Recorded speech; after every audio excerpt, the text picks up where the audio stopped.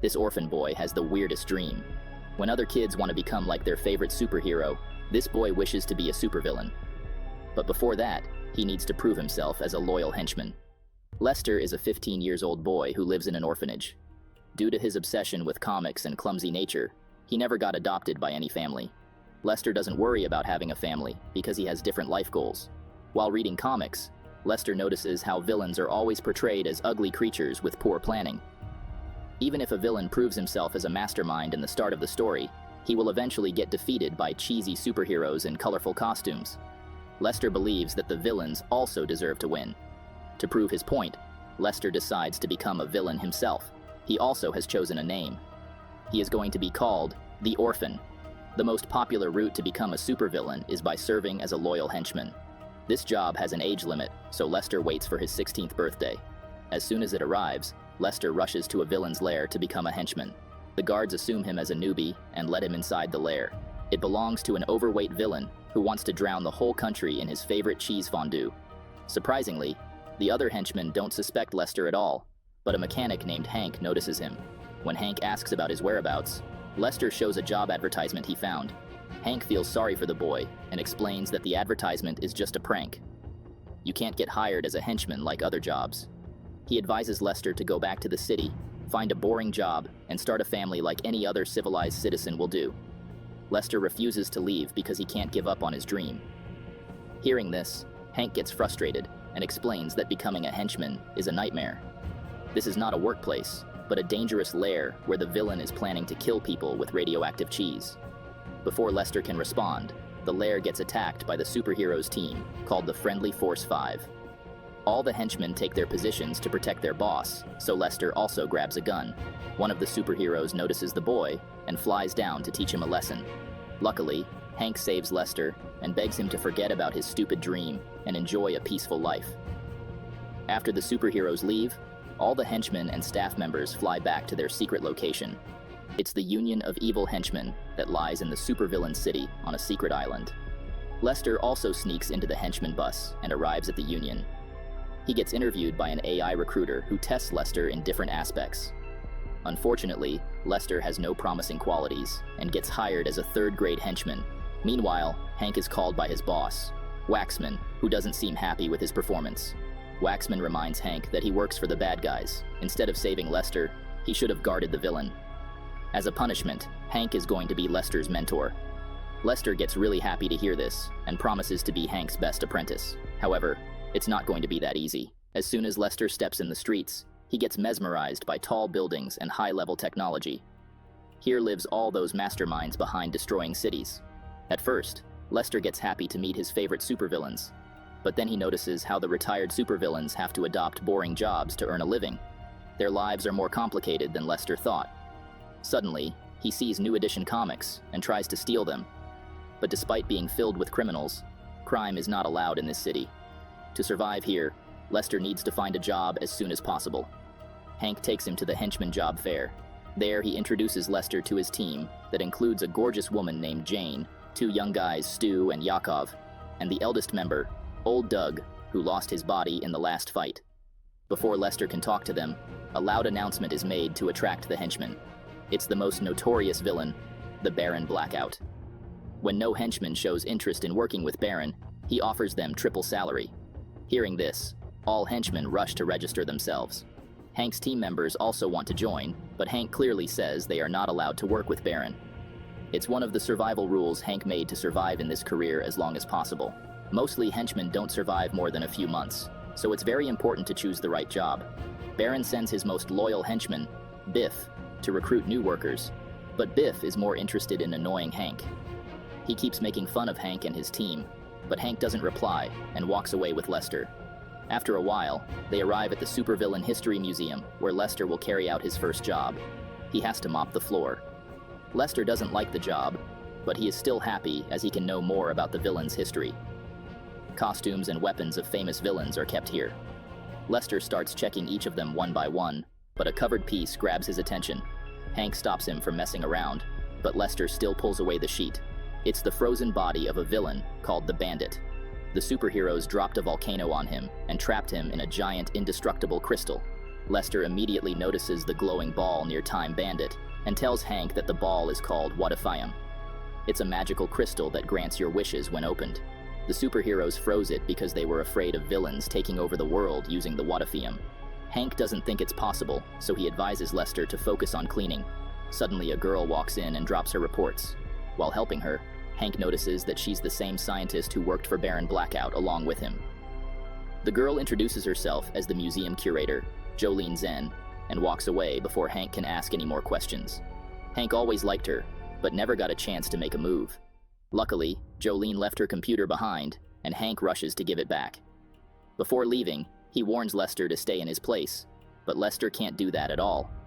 He starts wandering in the whole museum and imagines being a legendary supervillain. Suddenly, he steps on the mop and slips down into a storage box that contains a Ubersuit prototype. Without a second thought, Lester tries on the helmet and unintentionally turns on the robotic suit.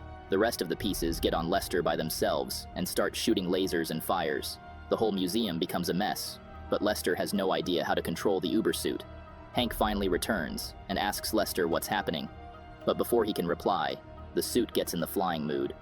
Hank is afraid of getting blamed for the mess, so he cleverly sneaks out of the museum. Lester is flying uncontrollably around the country and causes trouble here and there.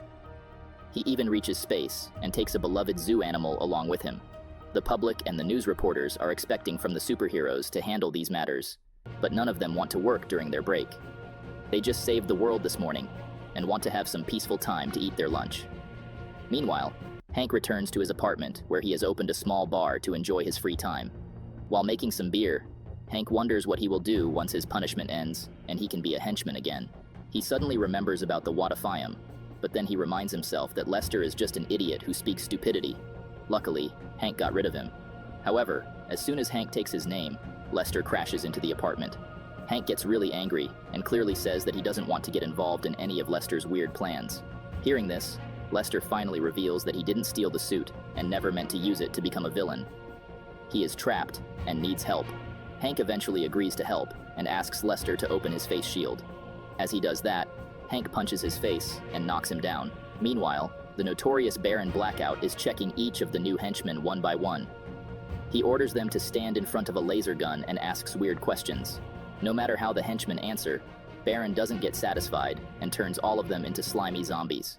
Afterward, he asks Biff to get more henchmen, because they need an army to make their plan work. Later that night, Hank carries unconscious Lester to Jolene's house.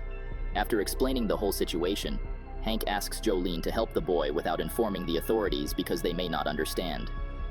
Jolene ties down Lester on the table and tries to study the Ubersuit. It originally belongs to a villain named Endgame, who crashed into a mountain during his first attempt at wearing the suit. Suddenly, Lester wakes up and starts to panic again. The Ubersuit is emotionally responsive, so it can't be controlled if Lester is having anxiety. Jolene bravely grabs the boy and asks him to take deep breaths. Once the suit turns off, Jolene drags the table back in place and continues the study. She needs to scan it and run different tests to find a way to remove it. Realizing how critical the situation is, Hank tries to escape by making different excuses. Before he leaves, Jolene mentions that the Ubersuit is indestructible and can break through anything. Hearing this, Hank changes his plan and starts acting politely. He apologizes to Lester and offers to stay until everything gets fixed.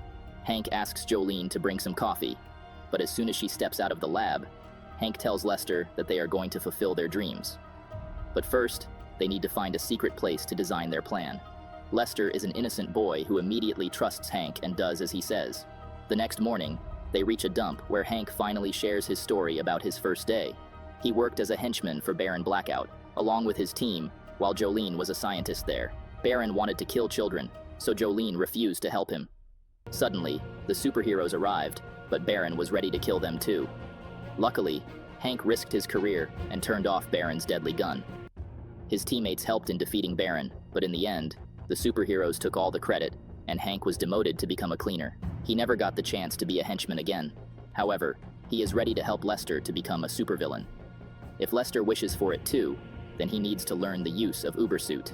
Hank keeps training the boy with patience, and in just a few days, Lester learns to control the attacks and the flying mode. The suit also acts like armor, so Lester doesn't get any injuries even if he falls down a million times. Once the training ends, Hank invites all his friends to a bar and offers to pay for their drinks. Jane gets suspicious and asks Hank to tell them everything that happened. Hank begs his friends to stay calm because he needs their help. They have to take Lester to the museum to put the suit back in its place. Hank's friends fall for his lies and agree to help. They disguise themselves as robots and reach the museum. While they distract the guards, Hank and Lester sneak into the museum. Finally, Hank reveals his true intentions. He wants to use Lester's strength to break the crystal and get the powerful What-If-I-Am. It will fix all of their lives. Lester fully trusts Hank and starts shooting at the crystal. He tries to break it several times, but the power doesn't seem enough. Lester eventually gives up and apologizes to Hank, but Hank starts blaming his incompetence. He calls Lester a useless boy who can't even hold the mop straight. He got superpowers on a silver plate, but still can't use them properly. How can such a person become a real supervillain? Lester asks Hank to stop, but Hank keeps calling him with insulting titles. Lester gets really angry, and his emotions help him gain enough power to break the crystal. Hank grabs What-If-I-Am and apologizes to Lester for using a dirty trick. All that he said was intended to trigger Lester's powers. Before Lester can respond, the police surround them from all sides. Hank and Lester escape the museum, but Jolene sees them on the way and starts following them. They reach the dump, where other teammates are waiting for them. Hank finally tells the truth and shows the magic crystal to everyone, but they don't seem happy at all. Jolene reaches there too and explains that no one knows what the crystal actually is. But Hank is ready to take the risk. He wishes for himself and his team to get rid of the henchman job and let Lester become a real supervillain. Saying this, Hank breaks the crystal, but Lester destroys it before it hits the ground. Hank has no right to make decisions for others' lives just because he wants to. Everyone gets really angry and calls Hank a selfish and insensitive guy who not only deceived his friends, but also tried to mess up their lives. His teammates break all ties with Hank before leaving, and Jolene also doesn't want to see his face again. Hank returns home and starts grabbing important stuff to leave this city once and forever.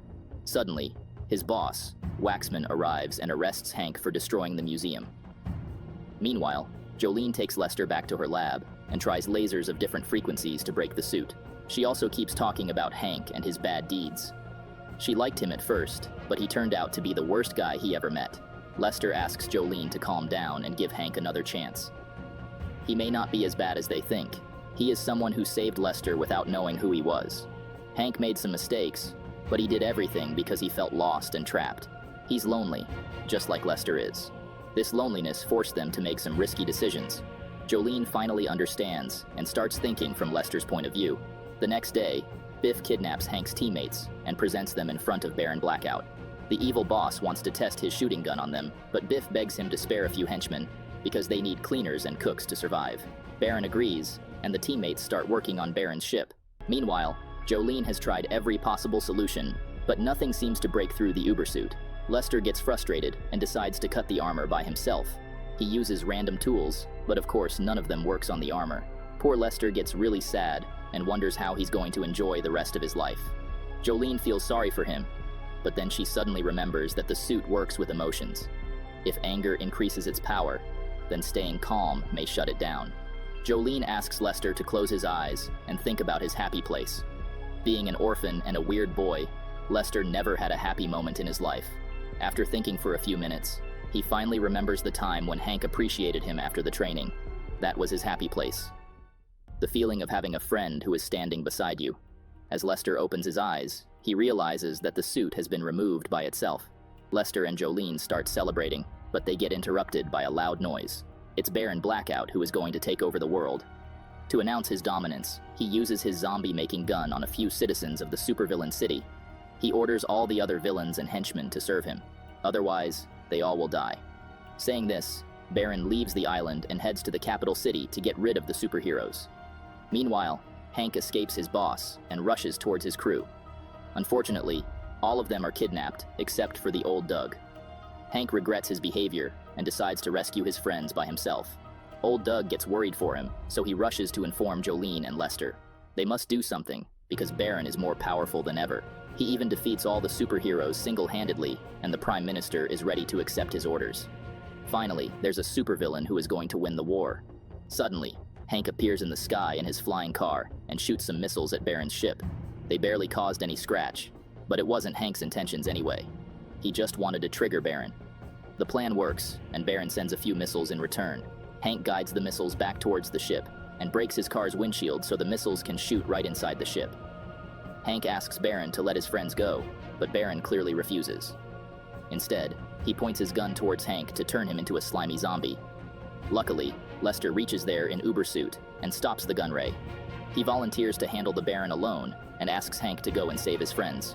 They have already gotten into the escape pod, but Hank and Jolene stay behind to help Lester. Meanwhile, Lester gets brainwashed by Baron, who offers to train him to become a real supervillain. Lester falls for his tricks and gives the Uber suit to Baron. Hank wonders why he did it, but Lester clearly says that he wants to fulfill his dream. He finally got the right mentor, and together with him, Lester will take over the world. Lester keeps admiring Baron's achievements, and it makes Baron more and more powerful. Once Baron gets to the peak of his strength, Lester starts recalling the insulting moments of Baron. He ends his speech by saying that bad guys never win. All of it was his plan to make Baron emotionally unstable. Once Baron gets really frustrated, the Uber suit also loses its controls and blasts into pieces. Lester loses his chance to fulfill his dream, but in the form of a team, he has gained a loving family.